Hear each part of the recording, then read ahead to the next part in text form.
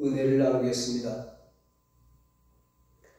오늘 본문에 명절에 예수님께서 예루살렘에 올라가셨다고 했습니다.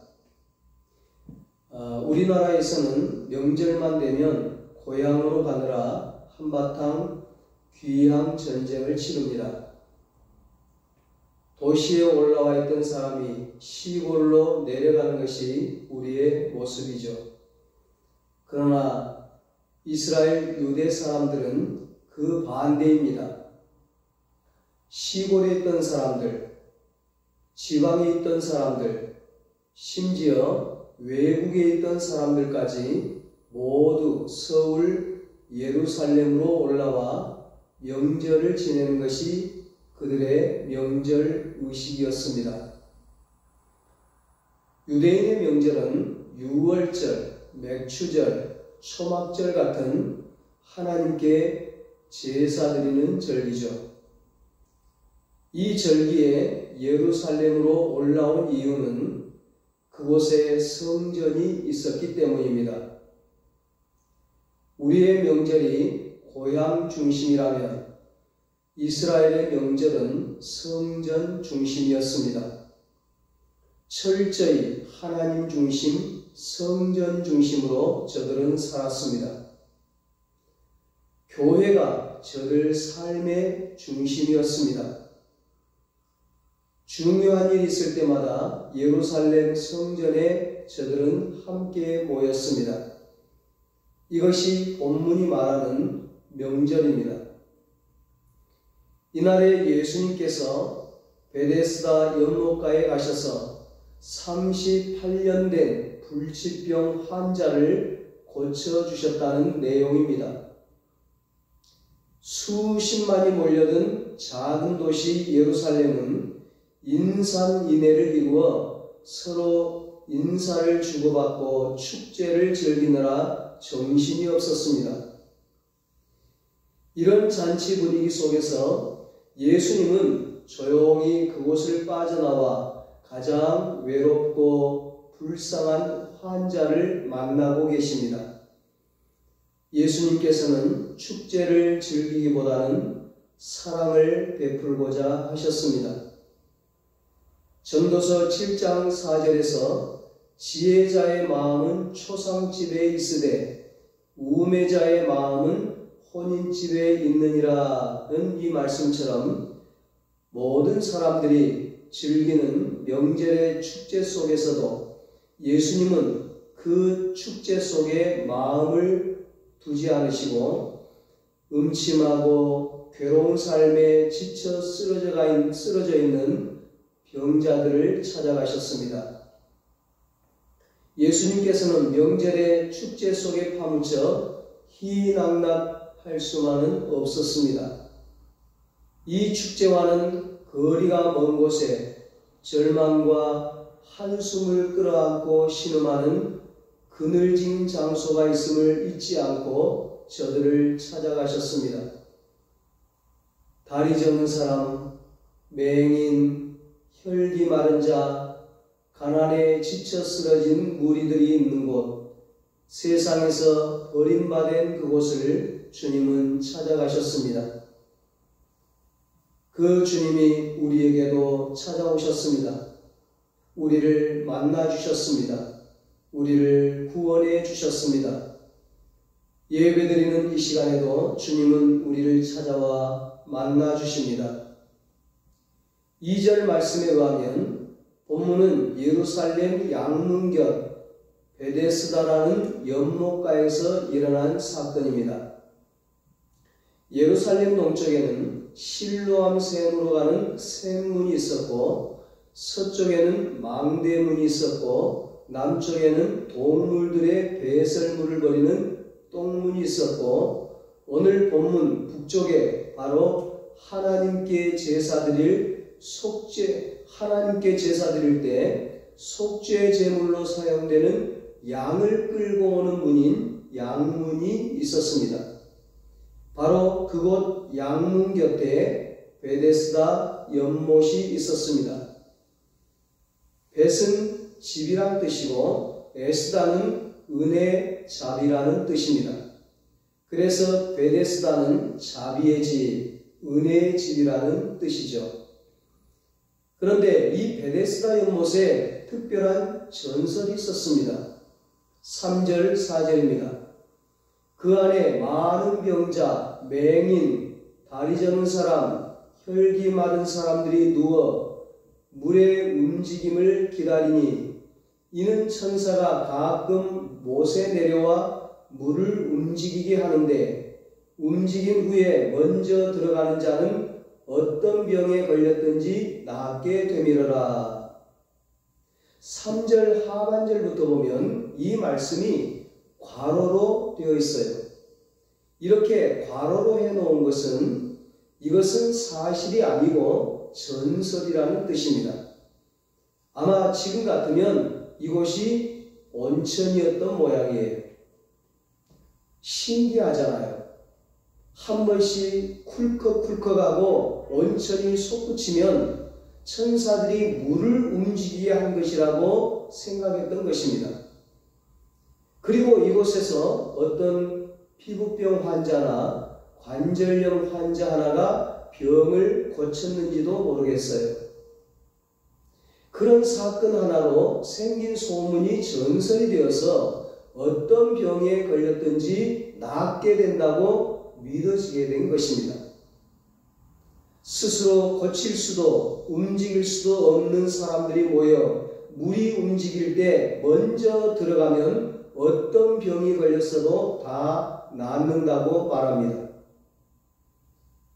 그런데 정작 베데스다는 이름만 은혜의 집이었지 진정으로 은혜를 주지 못했습니다.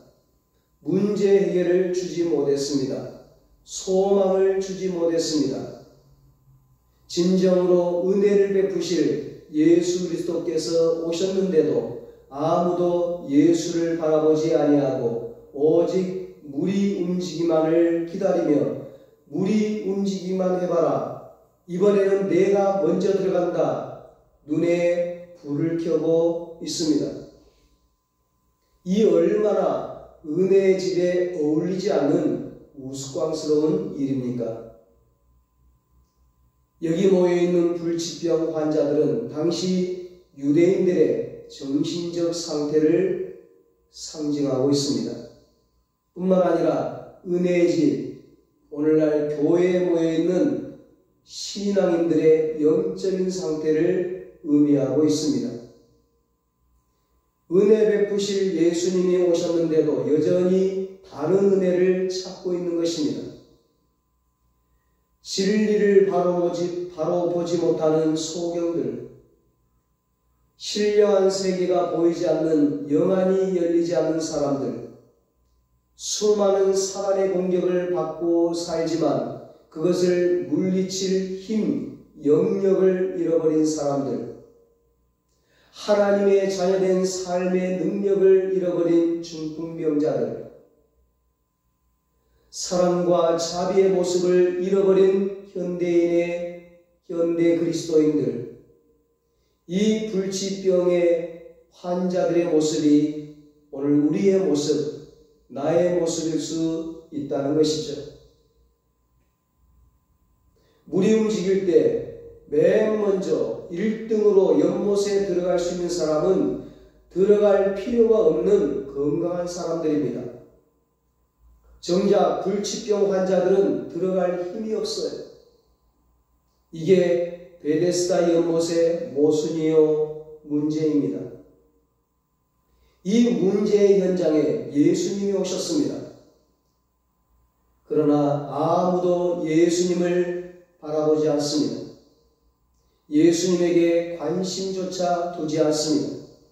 오직 생존 경쟁에 혈안이 되어 있을 뿐입니다. 바로 그때 예수님께서 친히 한 사람을 보셨습니다. 여기 한 사람은 2000년 전 어느 환자가 아닙니다. 바로 오늘날 나입니다. 예수님께서 나를 주목하셨다는 것입니다. 지금 이 순간에도 주님은 불꽃 같은 눈으로 주님도 내 죄를 보십니다. 내 아픔을 보십니다. 나의 문제를 살피십니다. 이 시간 나를 바라보시는 주님의 눈길과 마주치시기를 바랍니다. 이 세상 권력자와 과학자들이 다 모여서도 해결되지 않는 문제, 우리 주님이 1초만 나를 도와주시면 그 문제는 해결됩니다. 드디어 예수님께서 가까이 걸어오셨습니다. 내가 낫고자 하느냐? 이 얼마나 엉뚱한 질문입니까? 아마 보통 사람 같으면 이 사람이 나를 비웃는구나, 나를 조롱하는구나 생각할 수 있음직한 그런 질문이었어. 내가 낫고자 하느냐 했을 때 내가 나를 놀리냐 그랬을 거예요. 그것도 질문이라고 하냐 한번 쏘아 붙였을 수도 있었겠죠. 예수님은 이때 기껏해야 33살인데 이 환자는 태어나자마자 병이 들었어도 38살은 되었을 겁니다.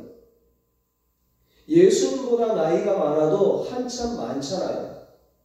충분히 그럴 수 있는 거죠. 그런데 왜 예수님께서 이런 질문을 하셨을까요? 내가 낫고자 하느냐, 이 말은 대단히 의미 깊은 질문입니다. 자, 38년 동안 알아 누워있던 이 환자를 보십시오. 그 눈에는 희망의 빛이 사라진 지 오래입니다. 몸은 거동할 힘이 없었습니다. 모든 것을 포기한 상태였습니다. 그렇기 때문에 내가 낫고자 하느냐 이 말은 참으로 낫고자 하는 마음으로 가슴이 움직여야 한다는 것입니다. 건강하게 살고자 하는 소망이 끌어올라야 한다는 말입니다. 내가 낫고자 하느냐 이 말은 이 베데스다의 물이 움직여야 나는 것이 아니고 내 심령의 물이 움직여야 하느니라 이 말입니다. 내가 낫고자 하느냐, 진정 거기서 벗어나고자 하는 열망이 있느냐, 오랜 세월 앉아있던 그 자리에서 일어나야겠다는 열망이 있느냐, 간절한 소원이 너에게 있느냐, 내 믿음이 크도다 내 소원대로 되리라. 이 질문이죠. 이 도전이죠. 38년 된 환자에게 내가 낫고자 하느냐 하는 이 물음은 그를 일깨우는 소중한 물음이었습니다.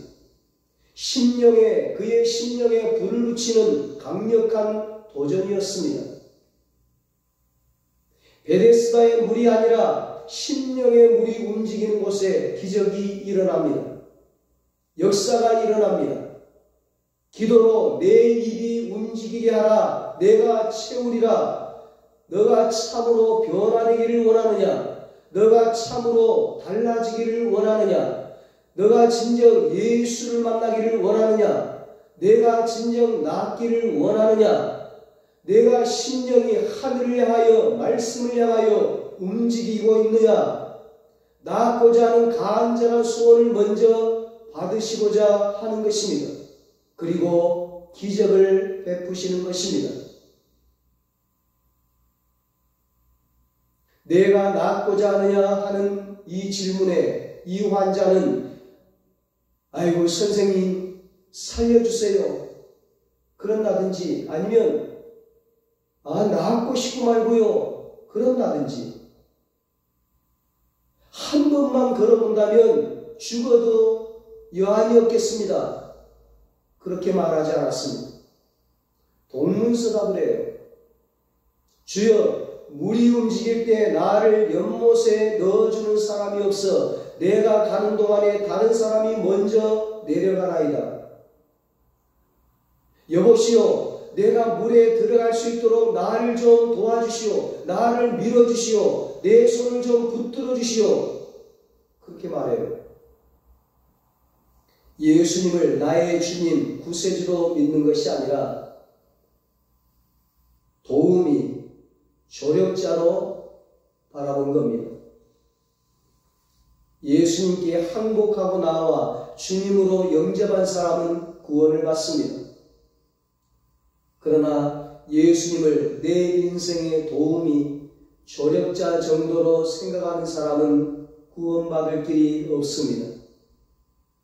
주여, 물이 움직일 때 나를 연못에 넣어줄 사람이 없어 내가 가는 동안에 다른 사람이 먼저 내려가나이다. 병 낫기를 바라는 간절한 소원 대신 그를 사로잡고 있는 것은 남에 대한 원망이었습니다. 내 병이 낫지 않는 것은 내 탓이 아니라는 거예요. 나를 연못에 넣어줄 사람이었고 그래서 나보다 먼저 연못에 들어가는 바로 그 저 사람 때문에 나는 이렇게 병을 앓고 있다는 것입니다. 자기의 불행이 남 때문이라고 생각합니다. 행복의 근원을 자기가 아닌 남한테서 찾으려는 것과 똑같은 착각입니다. 열쇠는 다른 사람의 손이 아니라 바로 너의 손에 있다는 것이 예수님의 가르침이었습니다.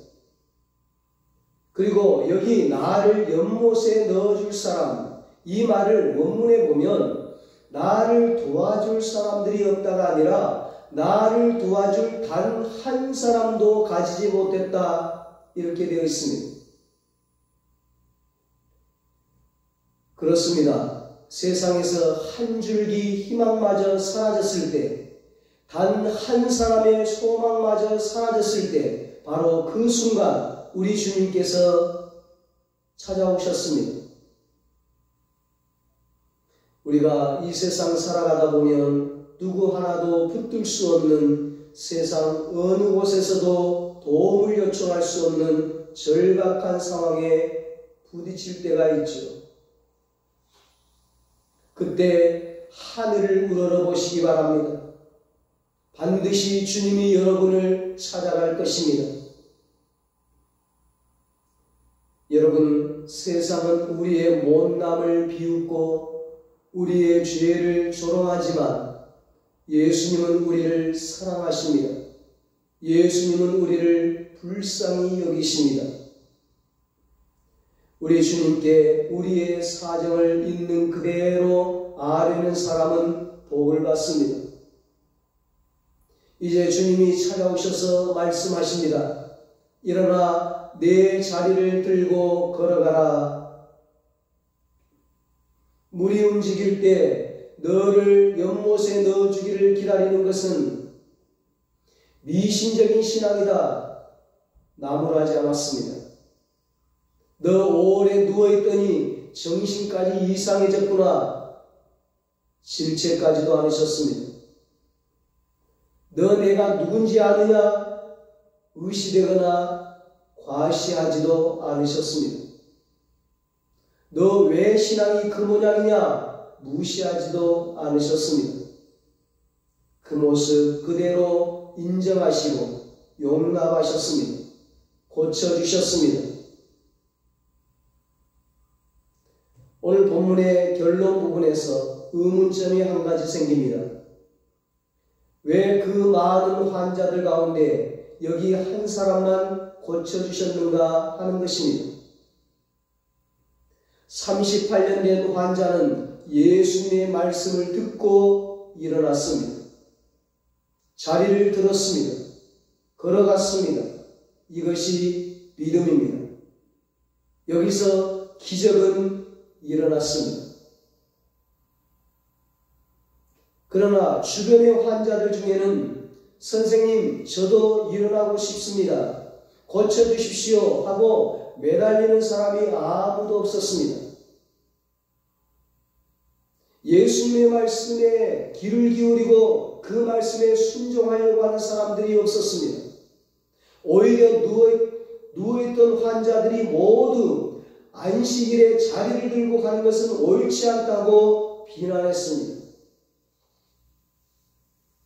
어떤 환자들은 이 사실을 율법 박사들인 율법사들에게 고자질을 하면서 시비거리로 삼았습니다. 이 모습이 진짜 중병이라는 거죠. 중병이 든 것은 그때 당시 유대 종교 전체였던 것입니다. 우리 기독교는 물에 들어가기 위해서 서로 아귀다툼을 하고 싸우는 그런 종교가 아닙니다. 안식일에 가만히 누워있는 그런 종교가 아닙니다. 영적 싸움을 피하기 위해 눈치나 살피는 그런 종교가 아니에요. 마귀와 질병을 대적하는 종교입니다. 병들어 신음하는 곳을 찾아가는 종교입니다. 넘어진 자를 일으키는 종교입니다. 내가 흐트러 놓은 자리를 들고 걸어가는 종교입니다. 내가 낫고자 하느냐? 일어나라. 내 자리를 들고 걸어가라. 실패의 자리를 들고 걸어가라. 질병의 자리를 들고 걸어가라. 상처의 자리를 들고 걸어가라. 가난의 자리를 들고 걸어가라. 더 이상 남의 탓하지 말고 불행의 자리를 들고 걸어가라. 내가 너를 치료했다. 내가 너를 회복시켰다. 내가 너를 행복자로 만들었다. 두려워하지 말고 걸어라. 누가 뭐라고 해도 당당하게 걸어라. 내가 너와 함께 하겠다. 내가 너를 지켜주겠다. 내가 너를 책임져 주겠다. 내가 너를 행복하게 해주겠다. 이 약속의 말씀 믿고, 이 약속의 말씀 믿고 우리 모두 새해는 주저앉아 있지 말고, 낙심하지 말고, 절망하지 말고, 포기하지 말고 주님 손 붙잡고 당당하게 일어나 걸을 수 있게 되시기를 예수님의 이름으로 축원합니다. 기도하겠습니다. 하나님 아버지, 새해에는 우리 은성교회 모든 가족들이 일어나라 내 자리를 들고 걸어가라는 주님의 말씀 믿고 주님의 약속의 말씀 의지하고 그 주님의 말씀 붙잡고 일어나 걸어가게 하여 주시옵소서. 실패의 자리를 들고 걸어가게 하여 주시옵소서. 질병의 자리를 들고 걸어가게 하여 주시옵소서. 상처의 자리를 들고 걸어가게 하여 주시옵소서. 가난의 자리를 들고 걸어가게 하여 주시옵소서. 그래서 새해는 모두가 다 당당하게 일어나 걸으며 주님을 증거하며 살아계신 하나님을 찬양하고 하나님께 영광 돌리게 하여 주시옵소서.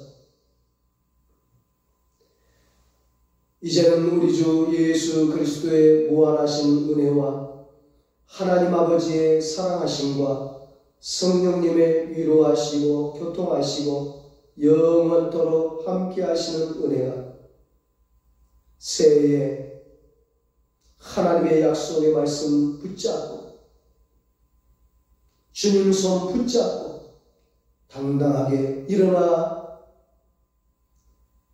걷겠다고 다짐한 사랑하는 모든 성도들과 저들의 가정과 자녀들과 사업과 직장 위에 이 나라 이 민족 위에 이제로부터 영원토록 함께 있을지어다. 아멘.